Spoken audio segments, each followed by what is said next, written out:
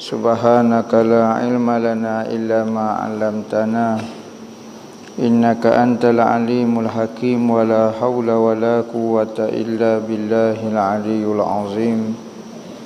Nawaitu ta'lu wa ta'lim wa tazakkura wa tazkira wa naf'a wal intifa' wal ifadah wal istifadah wal hassa 'ala tamassuki bi kitabillah wa sunnati rasulih wa du'a ilal huda wa dalalata 'alal khair ibtigha'a wajhillah wa qurbihi wa sawabihi subhanahu wa ta'ala.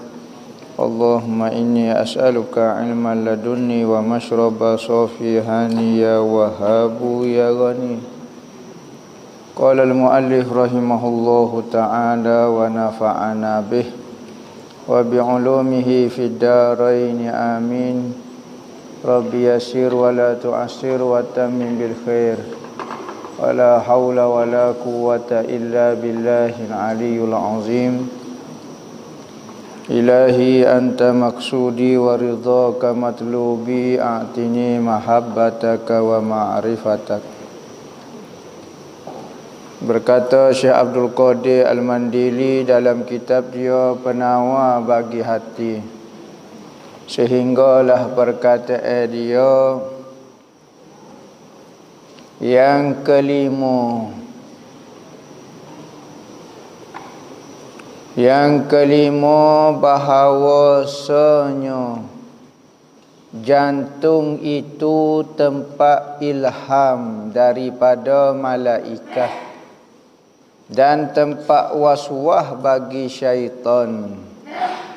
Dan lagi jantung itu tempat berperangnya akal dan hawa nafsu. Lah ni kita duduk kecek mengenai kepentingan Kita duduk kecek mengenai kenapa kita kena cara kok hati. Kelimanya, jantung itu ataupun hati itu tempat ilham daripada malaikat. Ilham mulhim. Malaikat tu nama mulhim. Benda yang diberi ilham itu ilham dipanggil. Yakni satu ilmu, satu pengetahuan, satu maklumat yang diperolehi oleh seorang hamba bukan dengan cara belajar, tetapi ia mari daripada Allah Ta'ala melalui perantara malaikat. Nisbah kepada seorang Nabi kita panggil wahyu. Tetapi kalau selain daripada Nabi kita tak boleh panggil wahyu, maka kita panggil ilham. Wahyu sudah habis, ya. Ilham tak akan habis sampai bila-bila. Maka ilham ini mari daripada malaikat. Kalau hak tak molek tu, hak mari daripada syaitan. Hak molek tu dipanggil ilham yang mari daripada malaikat. Ataupun lintas hati tu ilham. Man amila bima alima aurasahullahu ilma ma lam ya'lam. Siapa yang beramal dengan ilmu pengetahuan ia, dengan pengetahuan dia, dengan ilmu yang dia belajar, maka Tuhan akan mewariskan dia. Tuhan akan mempusakai dia. Direct dia tak payah belajar apa dia. Direct saka ini mari daripada Allah. Ilma ma lam ya'lam, satu ilmu yang dia tidak tahu lagi. Kita ibu kepada Nabi Allah Musa alaihi salam, apabila dia nak tahu anak-anak dia Nabi Allah Musa alaihi salam, maka Allah Ta'ala beri wahyu, fa'auha ila ummihi, maka kami wahyukan kepada ibu Nabi Allah Musa. Nah, ibu Nabi Musa ni perempuan. Ayat Quran itu kata fa'auha, dan kami beri wahyu. Sudah mana? Pendapat muktamad seorang perempuan tak boleh jadi nabi. Betul? Wahyu di sini maksud dia ilham. Pendapat kedua, ada kata boleh perempuan jadi nabi. Kerana apa? Ni fa'auha ila ummihi. Maka kami wahyukan kepada ibu Nabi Allah Musa. Kok muktamad lelaki sahaja seorang nabi ni. Maka ilham ni daripada malaikat jatuh di tangan, jatuh di kaki, jatuh di mata. Tidak. Jatuh tempat ilham itu di hati. Di hati. Kerana apa? Kerana bukan apa tidak di akal, di hati. Kerana akal, iman, nafsu, semua itu adalah diri kita yang sebenar. Berarti Tuhan ilham kepada diri kita. Tetapi apabila ilham, lebih sesuainya kepada hati. Keadaan orang itu ada hati. Dan tempat waswah bagi syaitan, syaitan duduk waswah. Dalam hadis kata syaitan ni akan duduk dekat dengan hati dan bawa terompet dia. Siuk waswah ke dalam hati manusia. Tepat molek pun dia, tepat jahat pun dia. Maka apabila manusia itu berzikir, maka syaitan tu hak besar mari supaya seekor lembu yang besar, maka jadi kecil seperti seekor burung cak ciuk. Tu syaitan. Dan lagi jantung itu yakni hati, tempat berperang akal dan nafsu. Akal duk situ, nafsu pun duk situ. Lepas tu duk perang lagu mana? Benda-benda lain. Tak, benda yang sama sahaja. Akal, nafsu, iman, gapo dia? Hak tu benda sama sahaja. Apabila kita berfikir, dipanggil akal. Apabila kita jadi jahat, kita panggil nafsu. Apabila kita berperasaan, dipanggil hati. Semua tu latifah rabbaniyah berlaku. Apa maksud latifah rabbaniyah? Satu benda yang seni, yang halus, yang berada di dalam tubuh kita dipanggil latifah rabbaniyah. Satu benda halus yang dibangsakan kepada Tuhan. Lagu mana? Tak tahu. Tetapi apabila dia berfikir, dipanggil akal. Kalau dia ikut perasaan, dipanggil ikut hati. Apabila dia jadi jahat, maka ikut nafsu. Jadi nafsu pun semua itu adalah benda yang sama sahaja, cuma keadaan dia. Apabila jahat, dia panggil nafsu. Hak tolong sebenarnya. Maka akal itu menyeru ia kepada kebajikan. Suruh buat kebaikan. Akal orang kafir ko, akal orang Islam ko, semua menyeru kepada kebaikan. Lepas tu orang kafir jahat tu, dia bukan ikut akal. Orang kafir ada baik, hak tu ikut akal. Dan hawa nafsu menyeru ia kepada kejahatan. Nafsu kejahatan dia ajak kepada benda jahat.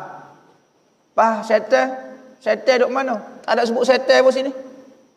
Berarti nafsu kita ni hak jahatnya. Dalil dia bulan puasa syaitan kena igat orang jahat lagi. Sebab apa? Sebenarnya kamu yang jahat, syaitan dah tak ada dah. Syaitan kena igat dah berlaku. Syaitan tak was-was dah kamu. Tetapi apa kamu masih menipu orang buat jahat apa semua? Kerana diri kamu yang jahat sebenarnya. Maka sayugia bahawa tiada dilalaikan daripadanya. Tambah lagi bahawasanya kesalahan jantung itu lebih besar. Hati itu kalau dia buat maksiat, dia lebih besar lagi maksiat dia. Kerana apa? Betul-betul buat maksiat. Kerana apa? Hati kalau buat maksiat, hati betul-betul buat maksiat dan kita yang buat sebenarnya. Kalau tangan, kita tengok tangan buat maksiat. Mungkin ada orang paksa tangan ni, akak tangan ni, tok pistol kau tembak awak-awak gini saya akan. Maka tangan kadang-kadang nampak gerak ke maksiat, tapi bukan dia nak sebenarnya. Faham lagu mana? Tapi kalau hati buat maksiat, tak ada orang boleh paksa hati. Nah, tangan boleh.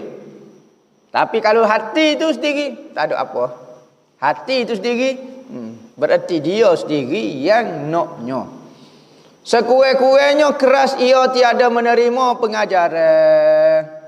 Hati ni kalau dia keras, dia tak dengar kata, rotel lah, piak lah, bubuh lah dalam koloh, kau seluk dalam koloh, lemah nak mati lolo pun, tak akan terima pelajaran. Kerasnya hati. Dan kesudahannya, apabila keras tak saya terima pelajaran, tak saya terima nasihat orang, maka akhirnya jadi kafir dengan Tuhan. Rasa tak puas hati dengan hukum Tuhan, hukum hakam Tuhan. Mula-mula dia tak saya ikut tak saya ikut, akhir sekali tak puas hati dengan Tuhan, maka jadi kafir. Tu keras hatinya bahaya. Tiadakah engkau dengar akan firman Allah Ta'ala? Aba wastakbara wa kana minal kafirin. Artinya enggan oleh iblis. Iblis tak sih. Iblis tak sih dengar kata Tuhan. Hati dia. Kalau setan tu iblis tu ada hati, maka hati dia tak sih dengar kata. Dia ingat dengan dia tak dengar kata, sudah kita kata tak. Daripada sujud kepada Adam alaihi salam dan membesarkan diri. Bapa dia enggan nak sujud tu kerana dia rasa dia lebih besar. Ni maksiat yang pertama dilakukan. Apa dia? Besar diri, takabur. Kita ingat sudah situ ya dah? Tak. Dan jadilah ia daripada sekalian yang kafir. Akhir sekali jadi kafir dengan Tuhan kerana dia sombong ya. Kerana dia enggan dengar kata. Maka tak dengar kata ini boleh membawa kepada kafir. Lawan Tuhan, tak puas hati dengan Tuhan, hukum hakam Tuhan. Nah. Maka adalah takabur itu di dalam jantungnya jatuh setan. Nah. Bapa rasa besar diri. Maka mensebabkan ia takabur itu akan tertegah daripada sujud.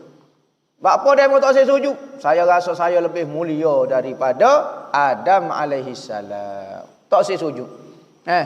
Dan dia tidak diperlihatkan akan kehebatan Nabi Allah Adam alaihi salam, yakni Nabi Adam mengandungi, tersimpan di dalam tubuh Nabi Adam cahaya nur Nabi sallallahu alaihi wasallam, benih zuriat Nabi, kerana Nabi Muhammad mari melalui Nabi Allah Adam alaihi salam. Maka malaikat diperintahkan sujud kepada Adam, yakni sujud kepada nur Nabi ataupun benih zuriat Nabi yang berada di hujung sulbi Nabi Adam, sujud situ. Malaikat nampak belakang. Kecuali iblis, dia tak nampak kelebihan Nabi Adam. Maka dia rasa dia hebat, dia pun tak dengar kata Tuhan. Dia ingat dengan tidak dengar kata tu sudah sekatu cerita. Tak. Katanya Tuhan, kafirmu. Kamu telah tak dengar kata aku sebenarnya, kamu seolah-olah melawan aku. Bukan seolah-olah dah kamu lawan dah aku. Maka lawan aku tidak ada ucapan lain kecuali kafir. Dan akan kufur dengan Tuhannya wa iyazubillah. Kerana sombong dalam hati, mencegah daripada taat ke Tuhan dengan cara sujud dan menyebabkan dia jadi kafir dengan Tuhan. Dan ketahui olehmu bahawasanya segala kelakuan yang dicela itu banyak, tetapi hamba sebutkan di sini 10 perkara pada 10 bab. Kerana yang 10 ini asal bagi semuanya kejahatan yang lain. Dan yang lain daripadanya terjadi ia daripada yang 10 ini. Saat ni suruh jaga anggota ni. Kita mengaji dah suruh jaga anggota. Lepas pada jaga anggota pula, kelakuan pula. Kelakuan ni, dia masuk semua anggota. Kelakuan, perangai, sikap. Jalan belakang ni. 10 perkara, 10 perangai ni kena jaga. Kerana daripada 10 perangai inilah yang menyebabkan seorang itu jadi jahat hak lain-lain. Pertama dia kata apa dia? Hak jahat. ibu-ibu dia ni, 10 perkara ni. Sangat loba atas makan ni. Sangat minat kepada makan hok benda haram pun rela makan kerana terlalu minat dengan makan ni. Nah, sejuta ni bukan zaman dulu, zaman lo ni pun banyak. Zaman lo ni pun sejuta ni banyak, zaman dulu tak tahu. Maka kita boleh juta. Oh, susah-susah. Habib tak sedah, dia kata dak ambil kita nak buat kebajikan, saya niat dah. Maka Habib tu kata tak apalah, saya ambil. Ha ni perangai. Jangan buat tasawuf nak menunjuk lagu tu, tolak, hati nak. Maka Habib ambil. Lepas sudah mengajar, dia ajak anak murid dia seorang, naik kereta betul. Dia bawa bil yang ada 1 juta tu, maka bagi. Di antara pagi sampai ke Zuhur, habis piti 1 juta dia bagi. Pergi berti rumah tu, okey, bagi rumah ni sikit. Pergi berti, bagi. Tak sipai seria, RM1 pun tidak sipai. Oh, pemurah benar dia. Satu hari, ada majlis di rumah dia. Majlis makan lah. Maka khodai dia pun khidmat lah dia. Khidmat. Satu orang khodai tu, safrah di tanah harak ni dia pakai plastik je. Maka dia ambil dua lah, safrah dia letak makanan. Maka Habib kata, apa bubuh safrah 2 lah. Selah ke cukup dah. Ambil ni, bazir ni tak baik ni lagu tu. Kalau kita tengok perbuatan dia nampak macam kedekut. Allah. Safrah ni harga berapa sen ya? 20 sen ya. Nah, patut kita kata 1 juta dia mau boleh beli. Apa hak 20 sen ni? 20 sen kira. Nah, patut 20 sen tu lagi-lagi lah. Boleh muka 1 juta. Baru kemarin kata Habib wis 1 juta kat orang. Patut cakap hak ni kau 20 sen yang plastik. Habib kata, dak, tengok orang. Ada benda nampak macam kedekut tapi hak tu. Sunnahnya pakai saja safrah. Kedua tu jadi makruh. Nak tengok muamalah dia. Halus sangat. Bukan kata dengan dia kata, paksa sudah jadi kedekut dia dak. Ni nak ayat kedekut. Ulama kata tak akan jadi wali seorang yang kedekut. Hati saya sangat kepada harta. Ada orang kedekut ni yang banyak peringkat. Pertama, kedekut untuk orang lain. Makan seorang dalam mari. Tak sedekah kat orang, tak bagi kat orang. Boleh makan ni senyap. Walau tasawuf apa dia. Senyap makan seorang, tak bagi kat orang. Ni panggil kedekut. Bakhil dipanggil. Kedua dipanggil syuhun. Syahih ataupun panggil syahih. Kedekut Power Ranger dipanggil. Kedekut ni untuk diri sendiri pun tak makan. Apa tak kacau air gula ni? Oh tak boleh. Apa pakai baju buruk ni? Oh tak saya beli kau baju baru. Tak boleh. Piti awak ada banyak. Ada banyak tapi biarlah tak apa lah. Kedekut untuk bukan orang lain. Orang lain memang tentu dah dia tak bui. Untuk diri sendiri pun tak bui juga. Pakai piyah belah. Tembuh lah. Bukan tak sahur tapi kedekut. Diri sendiri tak makan. Hak ni kedekut tahap dewa dipanggil syahih. Hak ni tak boleh jadi wali Kerana hati lagu ni tak sedap jeritlah tengah malam. Hati yang penting ke diri sendiri. Hati yang tidak penyayang. Orang-orang wali ni nombor 1 sifat dia mementingkan orang lain. Tengok Nabi Muhammadnya saya kepada umat dia. Harisun alaikum bil mu'minina raufur rahim. Pemaaf dan penyayang. Sifat Nabi. Kalau kita tak sayang kat orang, ikut demo tak boleh makan. Ikut demo lapar, hak tak ada penting, tak penting ambo. Keenanya kasih akal kemegahan.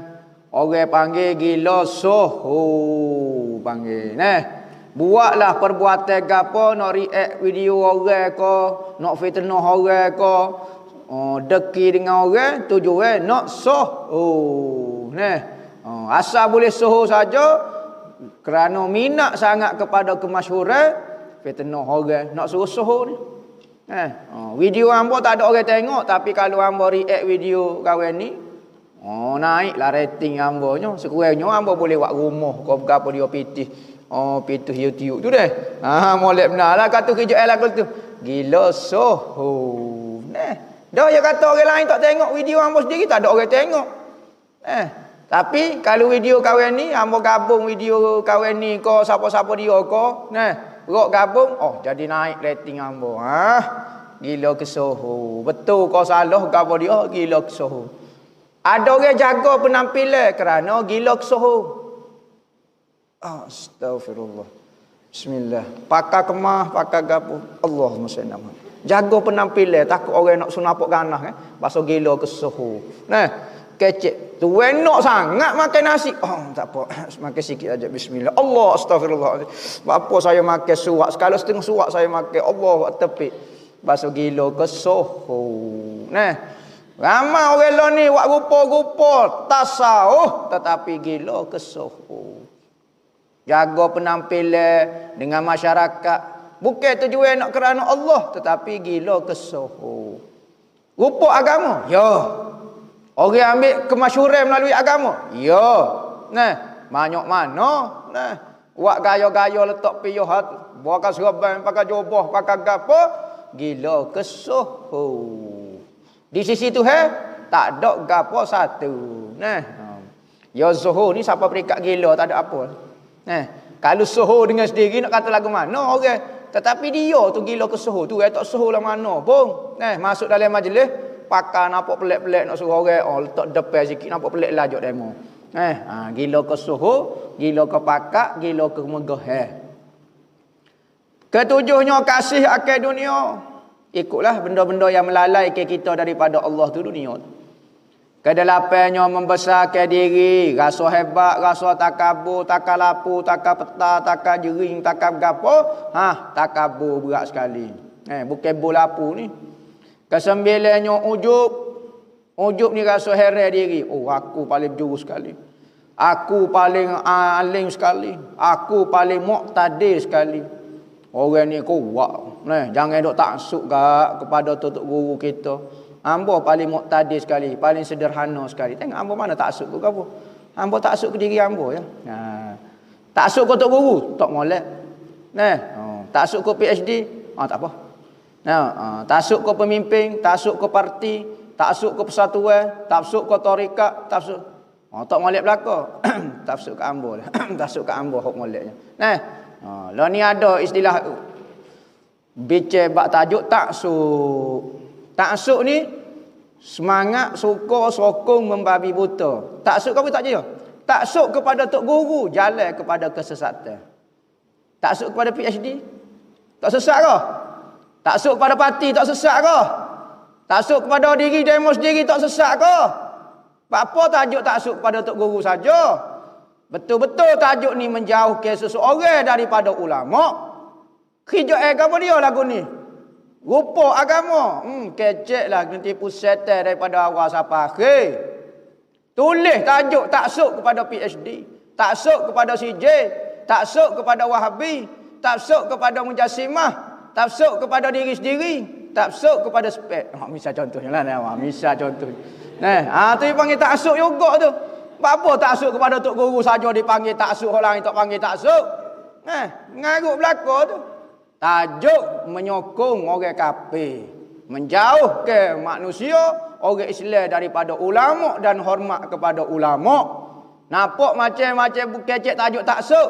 Tajuk nampak Islami, buat mari Quran, buat mari hadis, ada maksud di sebaliknya.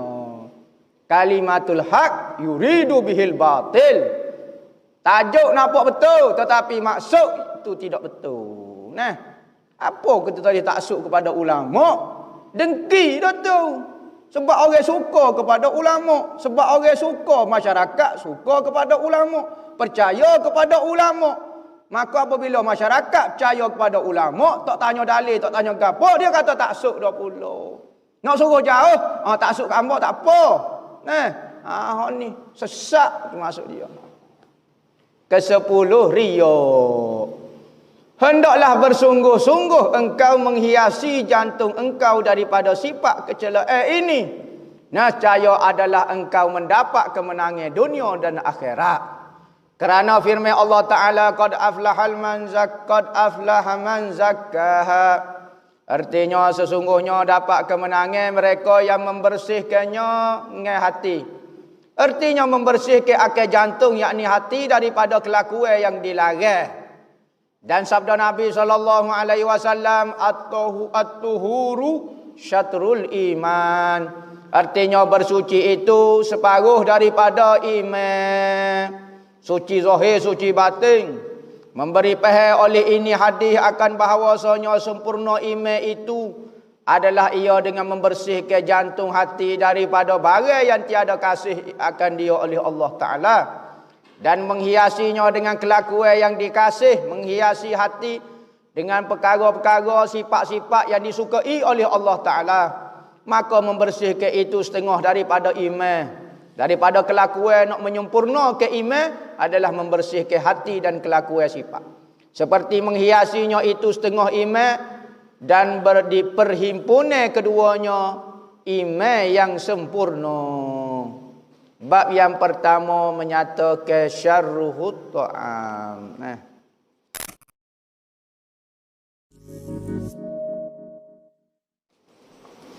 Soh tak niat kalau tak sebut sahaja aku solat fardu zuhur, tapi sebut aku solat zuhur, fardu zuhur sahaja. Soh hukumnya. Aku semaya zuhur, aku nak semaya zuhur, usolli fardu zuhri, aku nak semaya zuhur, aku ingin semaya zuhur, ingin boleh berlaku. Hak penting kita sedar kita nak semaya zuhur lah ni. Dalam video ceramah ustaz lepas-lepas, ustaz ada bagi tahu kelebihan solat sunat tasbih, dosa dengan manusia diampunkan. Adakah dosa derhaka kepada ibu bapa, mengkhianati orang dan makan harta orang secara zalim juga akan diampunkan dosa oleh Allah Ta'ala tanpa kita pergi minta maaf pada orang tersebut? Mohon penjelasan daripada ustaz. Hamba dulu ada sebut dalam video-video hamba dulu. Hamba kata ada ibadat-ibadat ni mengkifaratkan dosa kecil. Seperti tengok muka ibu bapa kita, ya. Tengok Al-Quran, tengok ulama, tengok masjid, tengok Kaabah. Tengok Quran. Maka benda-benda itu mengkifaratkan dosa kecil. Ada benda mengkifaratkan dosa besar. Ya. Ada ibadat-ibadat mengkifaratkan dosa kecil dan dosa besar. Ada ibadat mengkifaratkan dosa sesama manusia pun ada juga. Antaranya adalah ibadat wukuf di padang Arafah. Wukuf di padang Arafah. Dalam hadis Nabi kata, apabila hari Allah Ta'ala pada hari wukuf di padang Arafah, maka manusia berdoa supaya diampunkan dosa. Maka Tuhan kata aku ampun. Kecuali dosa dengan manusia. Hari kedua dia pun merayu pula. Di padang Arafah, mitok pula. Mitok lagi kali kedua. Mitok kali kedua, kata ampunlah dosa. Maka Tuhan kata aku ampun dosa.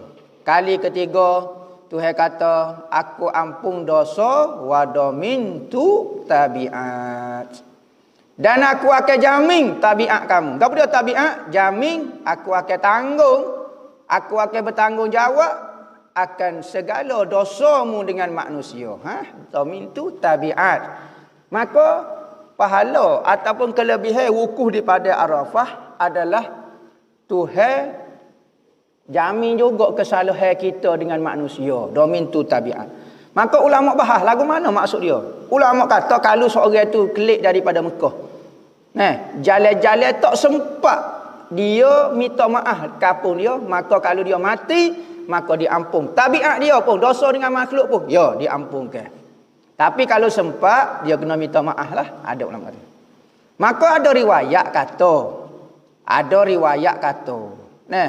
Dikiyah ke. Tak tahulah lagu mana cara dia kiyah. Katanya, kata sembahyang tasbih pun lagu tu juga. Diampun ke semua jenis dosa sehingga ke tabiat dosa sesama makhluk. Nas di sembahyang tasbih tak ada. Kata diampun dosa sesama makhluk. Nah di wukuf pada Arafah tu ada. Maka ambo nak kata lagu mana? Ambo ni ngaji tak pergi kitab lah mana. Muka ambo tak pandai. Ambo bahasa jenis dengar. Ambo banyak pergi percakapan guru ambo. Hok tak ada dalam kitab pun aku ambo akan pegang perkataan dia lagi berbanding hok dalam kitab. Kerana ambo percaya dia berbanding kitab. Kalau kitab sebutir ya, kalau dia berapa ribu butir dalam dada dia. Nah, berapa banyak dia baca, maka kita lebih percaya perkataan guru kita. Bukan tak asuk lagu tu, tapi kerana kita tengok dia tu. Cakap kita pegang satu butir kitab, tolak hok dia. Maka kebanyakan hok ambo ngajar ni boleh kata lagu ni biasanya taklid ambo sendiri. Ambo petik kata-kata guru ambo. Nah, kebanyakannya lepas pada kita kaji semua ada dalam kitab. Lagu tu. Nah, maka ada dia kata hatta sembahyang tasbih pun ada ulama kata diampunkan dosa sesama manusia. Gitu. Gege kepa isu ni. Benda ni khilaf. Nah secara soreh dalam bab sembahyang tasbih tak ada. Hok di wukuf pada Arafah tu ada. Gitu. Ambo tukar pisah. Tukar pisah saleh. Jangan. Orang kita ni. Tukar pisah saleh. Tukar pisah saleh nama dia jalan. Soalan ambo jika pelanggan bayar deposit, sudah banyak kali dah ambo telefon bagi siap dah dan sampai setahun dah berlalu. Tak mari ambil. Boleh kau ambo jual pisah tu? Adakah halal duit tu ambo nak bui makan anak bini? Gini. Kita tepuh. Ya beza kita mengaji bab jual beli dengan menempuh. Kalau jual beli, okey ni barang. Saya beli barang ni dengan awak. Ni panggil jual beli. Barang ni kalau tuai dia tak mari ambil, jangan ambil ni barang orang dah ni. Ni barang orang. Ikut dia tak boleh ambil, muka barang dia dah. Ni jual beli. Kalau tepuh, kita bayar usaha dia untuk buat pisah kita. Kita bayar kepada dia untuk buat satu pisah kita. Baranglah bila ni bahan bab pisah. Maka pisah tu kalau tu dia mari kita wilah pisah tu. Kalau tu dia tak mari boleh kita jual ke lain. Boleh sebab dia hanya upah kita untuk buat pisah. Kalau dia mari kita buat pisah ke dia pula. Dah dia mau tak mari setahun apa nak jual barang ni? Boleh. Sebab barang ni tak tentu jadi milik lagi. Apabila gapo dia mau mari baru hamba bui. Tu tempoh. Ya beza tepuh dengan beli. Beli barang ni jadi milik dah automatik dah. Maka tak boleh jual, tak boleh gapo. Tepuh tak apa. Demo tak mari lagi, hamba ambil pisah hok demo ni, hamba bagi kat orang lain. Bukan hok demo lagi. Buat bagi kat orang lain dulu. Lepas tu demo nak mari, hamba buat pula lah. Tu panggil tempoh dipanggil. Tempoh ni kita upah usaha dia untuk buat satu benda kita. Benda tu tentu pisah tu. Dah. Pisah lain-lain hok ikut. Asal demo buat kepada hamba, so pisah beres. Tu maksud dia. Jadi kalau kita dah tak mari, hamba pergi jual lah. Jual dah lama tak mari, hamba buat hal lain. Dia mau mari pula. Sah jual beli tak ada masalah apa dia. Maka boleh makan kepada anak bini kau siapa dia pun halal. Apa hukum isteri keluar menuntut ilmu agama tanpa suami? Sebab suami sibuk dengan kerja. Saya suka ke pondok ustaz. Sudah, hok mana so ni? Sudah. Saya apa hukum isteri keluar mengaji agama? Ingat kalau mengaji hak fardu ain tak apa. Kalau tak mengaji fardu ain, kalau nak keluar mesti dengan mahram. Tak boleh berjalan seorang, orang jetena. Sekalipun mari pondok ambo ko, rasa selamat, rasa tentera, rasa gapo dia, jangan. Takut orang lain pula tidak tentera dengan kehadiran. Nama. Jangan berlaku fitnah. Kalau hok kena minta izin, sekalipun suami kita sibuk, kena minta izin dengan dia supaya dia tahu. Ni acak pergi pondok ustaz tu. Sudah jadi geger gepam. Hok tak tahu pun siapa dia mari pun. Jangan. Ngaji tu kena minta izin lah dengan suami. Kalau sekalipun dia berizin, kena syarat lain pula. Seperti kena keluar dengan mahram. Jangan berjanguk sangat. Ni tubik nak pergi pondok hanya berjanguk. Bersinar putih mata ustaz. Nak tengok berkelip-kelip. Munasabah lah. Ngaji agama ni jangan buat fitnah pula. Kena minta dengan isteri suami. Ustaz solat bersama anak. Lepas solat baru dia royak terlebih rakaat. Adakah cukup dengan sujud sawi atau kena ulang semula? Hukum dia sah. Semaya ni kalau salah lebih sah. Kalau salah kurang barulah kita kena tambah. Ataupun kalau lama dah jarak dia kena ulang semula. Kalau salah lebih subuh. Kita tengok emas semaya dekat sejam semaya subuh. Lepas tu Padahal mamai senjaya pun 50 rakaat. Oh, salah lah, batal lah semaya. Oh, tak apa, tak sengaja. Ustaz, jikalau seorang itu tertinggal 2 rukun dalam solat, adakah perlu dia mufarakah? Tertinggal sini terlewat kali maksud dia. Kalau dia lewat 2 rukun, maka kena mufarakah dah lah. Kalau dia tidak mufarakah, maka batal sembahyang berjemaah dengan kita lewat daripada imam 2 rukun tanpa sebab-sebab uzur. Ustaz, masa semaya kena ingat Allah. Ingat kebesarannya. Kau ingat lagu mana? Ini, gini. Masa semaya ingat Tuhan ni tok kenali aja. Tok kenali aja. Dia kata maksud ingat ketika semaya ni tok kenali kata setiap rukun hak kita buat. Pertama kena bersyukur. Kedua kena taubat. Lagu mana? Kita kat tangan contohnya. Allahu Akbar. Biar terasa terima kasih Tuhan izin hamba kat tangan depanmu ya Allah. Allah malunya ya Allah ya Tuhanku, takut tak kena pula. Syukur taubat. Allahu Akbar kita rokok. Biar mari perasaan terima kasih Tuhan izin hamba rokok depanmu ya Allah. Tapi hamba malu ya Allah ya Tuhanku, rokok ni jadi kodok. Mari di setiap rukun mari perasaan tu. Mari bersyukur dengan mari taubat. Taubatlah kita kata, mari istighfar lah. Tu ajaran tok kenali ajar orang kampung. Tok kenali ajar orang kampung setara tu. Ajar ulama lain pula. Setara tok kenali ajar lagu tu dah kita tahu. Ulama tak semaya lagu tu. Akak takbir rasa kita dah. Tak ada apa. Jadi hok perlu hadirkan macam-macam ulama. Maka hok ni hamba sebut kaifiat cara tok kenali. Tok kenali setiap rukun mesti hadirkan 2, syukur dengan istighfar. Ustaz, orang tua dulu kalau ada kematian dia bawa ke Mie. Apakah fungsi dan hukum bawa ke Mie pada majlis kematian? Hukum dia sunat. Dalam kitab fiqh ada sebut, sunat kita bakar ke Mie ketika mula tercabut nyawa. Roh tu cabut, maka paksa lalu ke Mie setanggi ke gapo untuk mewangi ke kawasan. Kerana manusia ni ketika mandi lebih lagi nguai waktu bik najis tu bau. Maka nak waktu tutup air mayat. Nak mungkin kata mayat bau lagu tu. Jadi malu mayat kita pasal ke kemenye. Hukum dia sunat. Tak ada kaitan dengan jin hatu jembala dewa apa. Kemenye ni nabi pun pakar. Jangan dengar orang dok kata hatu jin ke apa dia. Adakah nak berkahwin itu mesti kena ada kerja terlebih dahulu? Mohon pencerahan. Tak payah kerja. Tidur semacam tak apa. Kerja. Lepas tu nak nikah lagu mana tidur? Tidur ya kerja yang apa. Hak penting tidak wajib seorang suami bekerja. Hak wajibnya beri nafkah. Dia boleh beri makan, boleh beri minum, boleh beri tempat tinggal, boleh beri pakaian, cukup. Tak dosa dah dia. Apa habis? Tak kerja. Habis harta banyak dah, okay? Harta berkoyan-koyan. Makan di pinggir, makan di katanya Ismi Ulang Raja. Maka tak syarat kerja. Siapa dia duk tanya kerja? Ni orang nak nikah tanya awak kerja dah ke? Orang tak tanya kerja lah ni. Siapa dia nak kerja penat-penat? Orang nak pitih je. Tanya, demo nak nikah dengan anak hamba ni ada pitih. Orang tak tanya juga pitih. Pas tanya ke dia? Demo nak nikah ni boleh beri nafkah ke ada? Nampak Islamik sikit.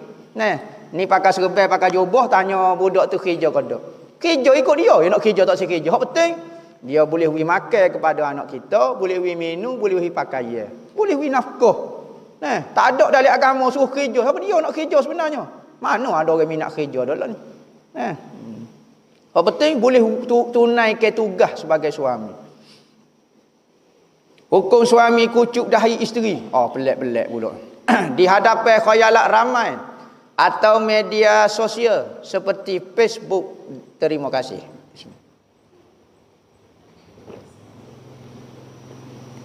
Hamba sebut dah dulu. Suami isteri tak boleh buat kelakuan yang menyebabkan Tok Imam kenaling. Ataupun Tok Bila jadi pucak lesi. Tak boleh buat kerja lagu tu. Maka lagu mana? Okey, kucuk dahi. Kucuk dahi. Buat sweet-sweet gitu panggil ke? Istilah lain panggil buat sweet-sweet. Buat keadaan manis-manis. Duduk yang manisnya. Duduk. Cium dahi. Benda tu kalau kita kata benda tu biasa ya. Tak naik nafsu hamba.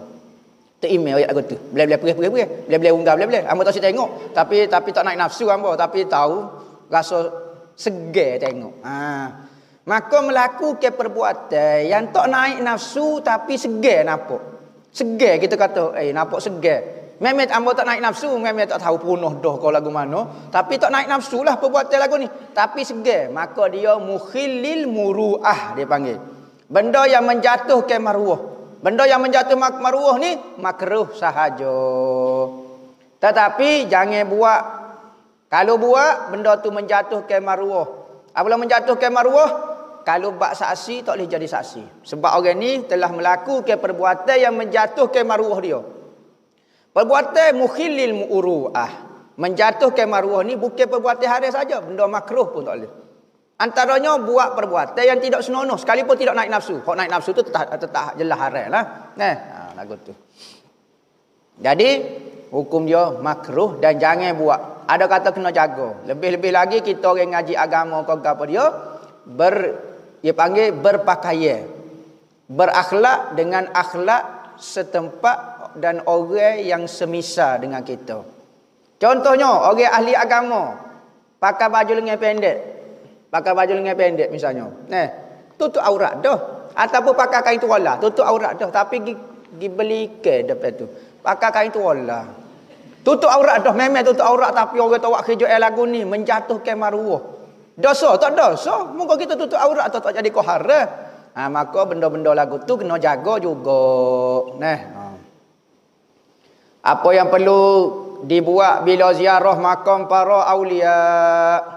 Ziarah wali ni sama ada dia hidup ataupun dia mati. Sunat kita ziarah, lebih-lebih lagi dalam kitab fiqh bahas pada hari raya. Sunat kita berziarah, antara benda-benda sunat yang diziarahi, sunat kita ziarah pada hari raya. Dalam kitab fiqh kata sunat berziarah pada hari raya. Sama ada tu ziarah itu kepada orang hidup ataupun orang mati. Apabila kita ziarah para wali, sekalipun kita tak sempat duduk dengan dia, sedekah Fatihah kepada dia. Baca Fatihah, baca ayat kursi, ikutlah baca Yasin ke. Minta berdoa di sisi kubur dia, mudah-mudahan permohonan kita, permintaan kita diterima Tuhan. Lagu tu. Ustaz boleh tak ustaz bagi tip untuk move on dari seorang perempuan? Asodoh. Gapo dia move on ni? Dia nak tinggal gawe dia, aku gapo dia? Move on ni. Kata move on ni. Dari seorang perempuan, asyik sedih je, tak dayalah saya ustaz. Yok gitu. Kenapa? Berat. Kita orang jantan ni kena kuat. Kena kuat semangat tu, tak nikah lagi baru putus gawe pun jerit supodah makan nasi kok balik apa semua. Makan nasi duk suak kok sayang dia apa semua. Tu berat dah tu. Jadi ingat kata bunga bukan sekuntung, kumbel bukan seekor. Bunga banyak lagi gilah cari bunga lain. Biarlah jumpa bunga teh ayam pun. Carilah hak lain. Jangan kita putuskan nikmat tu hanya tertumpu kepada perempuan ni sahaja. Mungkin Allah Ta'ala tak satu ke kita dengan dia, Tuhan nak beri hak comel lagi pada dia. Hak lebih vote lagi pada dia, tak tahu. Lagu tu. Janganlah baca Quran banyak. Kita putus dengan perempuan, kita sedih. Kita putus hubungan dengan Nabi Muhammad. Kita putus hubungan dengan Allah, tak rasa sedih. Malulah kepada diri sendiri. Untuk bersedih kepada benda-benda lagu tu, sangat-sangat memalukan. Patut kita. Demo tak say kat hamba. Jumpa retina. Awak, saya kenal kat awak. Kalau awak tak kenal saya, tak apa. Beres hamba. Saya kenal kat awak. Ya kena begitu. Baru gentleman. Ni awak, saya kenal kat awak. Awak kenal saya. Kalau awak tak kenal saya sedih. Tak ganah. Pilih kata dua ya. Saya ataupun dia. Buat gitu ya. Hero kan. Jangan duk sangat kepada perempuan. Ustaz nak tanya, jika rujuk kitab sambil tonton video lama-lama ustaz, dikira mengaji sekali dengan ustaz atau sebaliknya? Kau guana? Video-video dulu, kitab ambo baru beli. Kalau ke mana ambo pun mengaji semula. Dikira mengaji dah tu. Sekali pun mengaji tak secara langsung. Ketika meriwayatkan ilmu, kena royak. Saya dulu tak sempat dengan dia, tapi saya tak pernah mengaji talaki direct dengan dia. Saya hanya sempat belajar jadi murid online saja dengan dia. Boleh kena royak. Jujur, tu dalam meriwayatkan ilmu. Jangan benda kita tak jumpa, kita kata jumpa. Sekalipun kita diiktiraf anak murid, Tetapi murid lagu mana? Murid online kena sebut. Tu. Ustaz macam mana kita nak rasa Ustaz macam mana kalau kita rasa macam tak sinikah? Adakah kita menjadi umat yang tidak mengikut sunnah Nabi? Nak kata gua no demo tak sinikah. Kalau demo nikah, demo tak tidur dengan bini jadi kau masalah. Baik demo tak ikut demo lah. Maka perkahwinan itu pendapat muktamad, ada kata sunat kerana sunnah Nabi. Ada pendapat kata harus. Yakni menurut tabiat manusia. Dah dia nak nikah terpulang pada dia. Kalau dia tak nikah, maka tak payah nikah. Kalau orang jenis tak ada perasaan dengan orang tino, tak ada perasaan dah. Nah, yang panggil mempus. Maka tak ada perasaan dia dengan tino, lepas tu dia pun tak ada duit ke apa dia. Baik ngatiklah, baik berzikirlah katanya ulama. Kerana apa? Lepas tu dia engkar dengan sunnah dak. Selagi mana dia tidak mengharapkan perkahwinan, benci kepada sirah Nabi, perjalanan hidup Nabi, maka tak jadi masalah. Nah, tapi sekarang lah zaman fitnah, zaman ujian, bagi orang-orang muda nikahlah. Tak sodok koyam ngatik sebehlah. Putuh sebeh. Tak ekat mengatik pas butil le. Pas butil le nya kekoh dia ni. No, sebeh ada 100 tinggal 50 nya telas butil buat obat kuat. Tak sodok ngapulah nah. Jadi perkahwinan itu lebih molek. Tapi kalau tak sinikah tak apa hukum dia. Adakah lintas hati seseorang itu dia kata nak murtad, padahal dia tak berniat langsung nak murtad? Adakah dikira murtad? Macam mana nak jaga hati daripada terlitah benda-benda macam tu? Semata-mata lintas hati tidak ada hukum. Nah. Semata-mata lintas hati tidak ada hukum. Nah. Hukumnya kalau betul-betul bercita-cita nak jadi orang kafir, barulah jadi kafir. Kalau semata-mata lintas hati biasa ya, nah, selagi mana hati kita tidak asyik dengan Tuhan, maka selagi itulah lintasan selain pada Tuhan akan masuk dalam hati kita. Tetapi kalau kita duk asyik dengan Tuhan, duk suka dengan Tuhan, maka hati itu sudah dipenuhi dengan Tuhan, maka tidak ada dah ruang kosong untuk telitah benda lain. Tetapi kalau ada lagi ruang kosong untuk benda lain, maka kawasan itu akan dihinggapi oleh lintasan-lintasan jahat. Sebab itulah sebut nama Tuhan banyak, selawat kepada Nabi banyak, supaya hati kita dipenuhi dengan benda tu, maka tak masuklah lintasan-lintasan tak comel. Wallahu a'lam, ikhlas zahir batin wa ila hadratin Nabi.